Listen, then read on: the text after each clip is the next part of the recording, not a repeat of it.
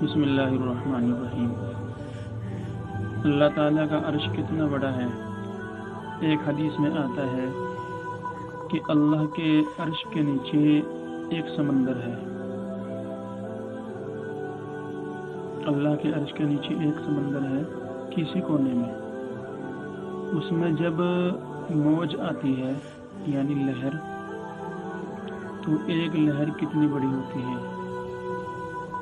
ایک لہر اتنی بڑی ہوتی ہے کہ 7 زمین اور 7 آسمانوں کے برابر اس سمندر میں ایک لہر اٹھتی ہے۔